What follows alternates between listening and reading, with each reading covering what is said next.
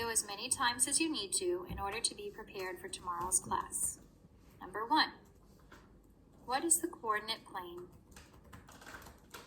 The coordinate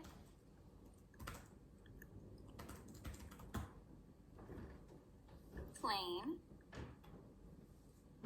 is two number lines. One that is horizontal. That means it goes side to side. And the other is vertical.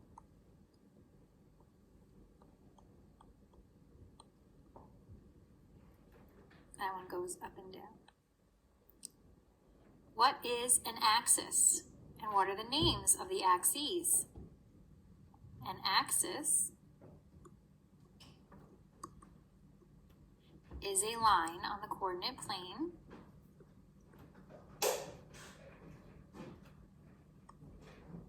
oops, we have that word already. The names of the axes, that means more than one axis, are the x-axis and the y-axis. And the x-axis is the one that goes side to side, and the y-axis is the one that goes up and down. What are the parts of the coordinate plane called? I'm going to scroll down just so you can see an example of one. Okay, here is our coordinate plane with an x and a y. There are 4 parts of the coordinate plane. They are called quadrants.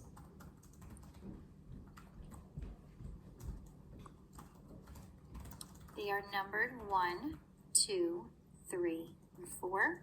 They're written in Roman numerals with those little lines, but I'm just going to put in here. That's number 1, 2, 3, 4. The numbers go counterclockwise. That means the opposite direction that a clock would go, starting from the top right. So counterclockwise.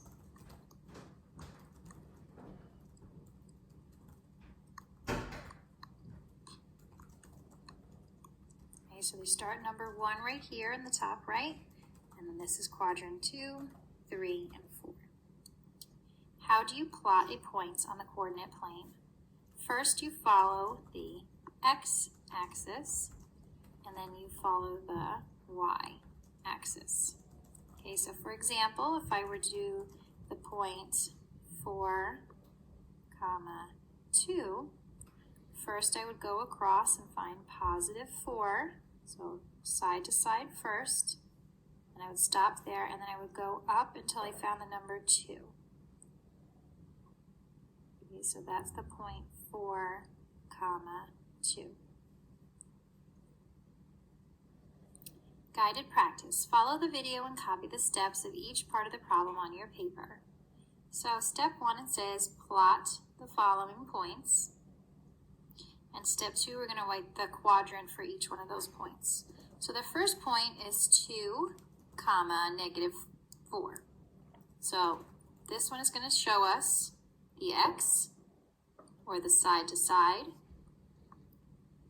and this one is going to show us the y. Okay, and some people remember that y is in the word sky, or y to the sky, it points up. Whatever helps you remember. This is our x right here, and this is our y. So the first thing we're going to do is we're going to find the number 2 going across on this number line, and I see that it's right there. And I'm going to find the -4 when I go up and down. Okay, so I'm not finding this -4. I'm finding the -4 going up and down. So I have to go down to find the negatives. And there's -4. And we're going to match it up with a +2. We're going to put a dot right here. And if you remember, if we're counting our quadrants, we start here, we say 1, 2, 3, 4. So that is in quadrant 4. You can either write that as a Roman numeral, a straight line and a V, or you can write the number 4. Either one of those would be fine.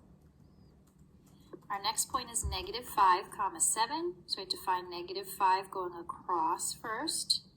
Okay, so I need to go to the left, -5, and a +7 means I have to go up 7 spaces to right here, and I'll put a dot right there.